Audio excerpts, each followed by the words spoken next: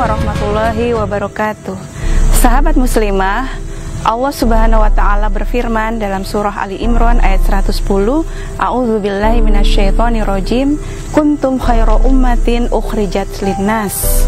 Kalian umat Islam adalah umat yang terbaik, yang dipilih, yang dikeluarkan untuk manusia.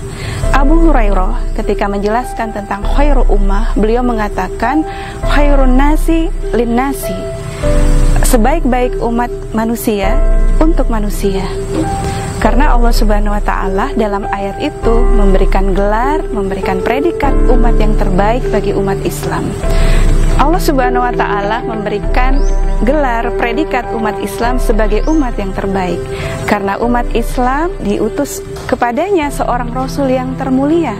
Kemudian Rasulullah SAW membawa syariah yang paling sempurna dan yang paling agung yang belum pernah disyariatkan, diturunkan kepada nabi-nabi dan rasul sebelumnya. Kemudian umat Islam menerapkan, menjalankan syariat itu dalam mengatur seluruh aspek kehidupan. Khairu ummah pernah terwujud di masa Nabi SAW dan para khulafaur rasyidin.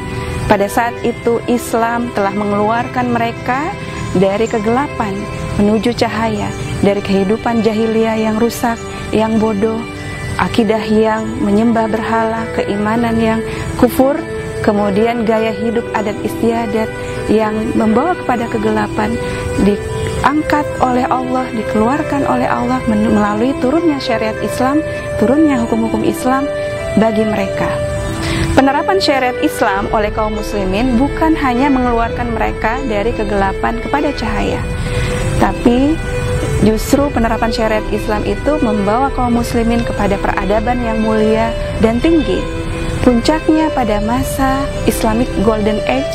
Pada saat itu kaum muslimin di bawah pemerintahan Harun ar-Rasyid dan anaknya Al-Ma'mun.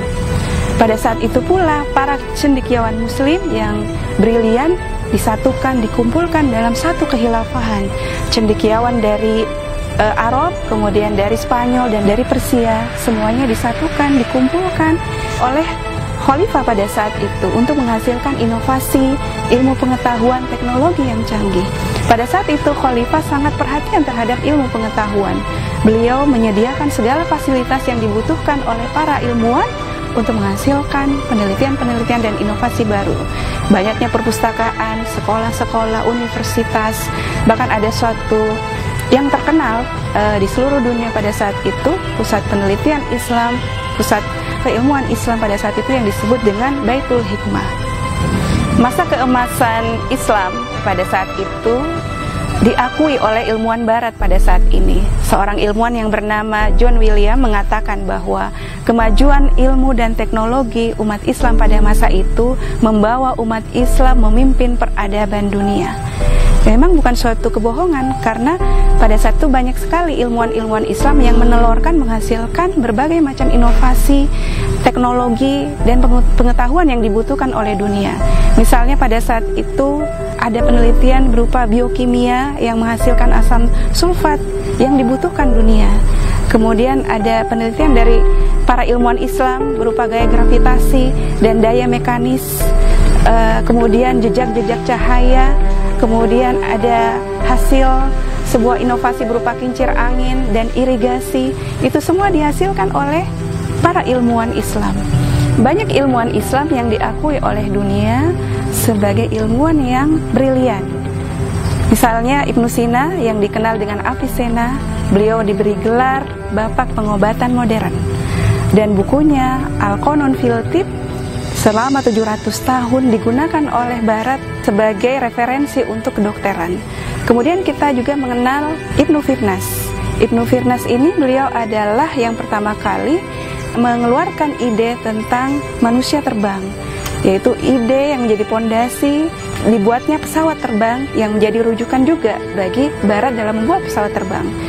Kemudian ilmuwan yang terkenal di dunia sampai saat ini adalah Al-Khwarizmi.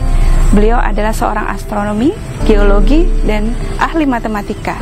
Beliau melahirkan sebuah karya yang saat ini masih digunakan oleh dunia, yaitu Al-Jabar. Sahabat muslimah, bangkitnya peradaban Islam membawa kepada kemuliaan dan ketinggian martabat manusia, akhlak yang sempurna dan ketakwaan yang tinggi, sehingga berpengaruh terhadap dunia luar, membawa keadilan, kesejahteraan, kedamaian, dan kemakmuran. Seorang ahli sejarah yang bernama Jack Weiss mengatakan bahwa selama 500 tahun ketika Islam menguasai dunia dengan ilmu, dengan kekuatan dan peradaban yang mulia, membawa kepada kedamaian bagi seluruh dunia.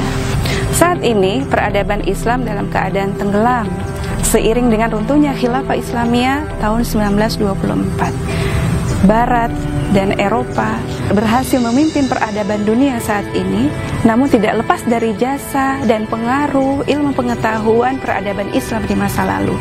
Seorang ahli sejarah yang bernama Montgomery Ward mengatakan bahwa kebangkitan Eropa tidaklah dibangun atas proses regenerasi mereka, tapi peradaban Islam didukung oleh peradaban Islam sebagai motornya.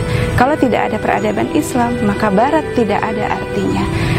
Cuma sungguh disayangkan, bangkitnya peradaban Barat saat ini justru tidak membawa kepada kebaikan, tidak membawa kepada ketinggian martabat. Dia adalah kebangkitan yang nisbi. Kenapa? Karena dilandasi oleh sekulerisme, di mana mereka menolak agama sebagai pengatur kehidupan.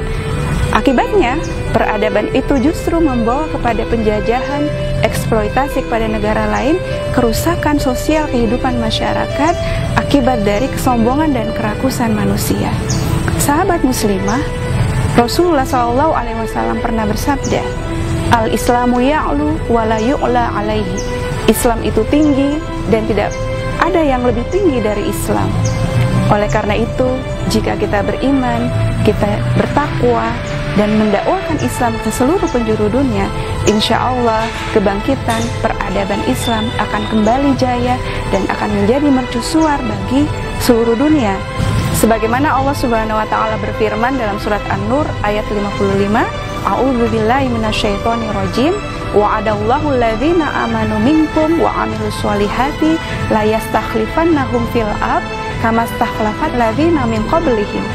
Allah berjanji kepada orang-orang yang beriman dan beramal soleh bahwa sungguh mereka akan berkuasa di muka bumi ini sebagaimana orang-orang sebelum mereka berkuasa. Wabillahi taufiq wal hidayah. Wassalamualaikum warahmatullahi wabarakatuh.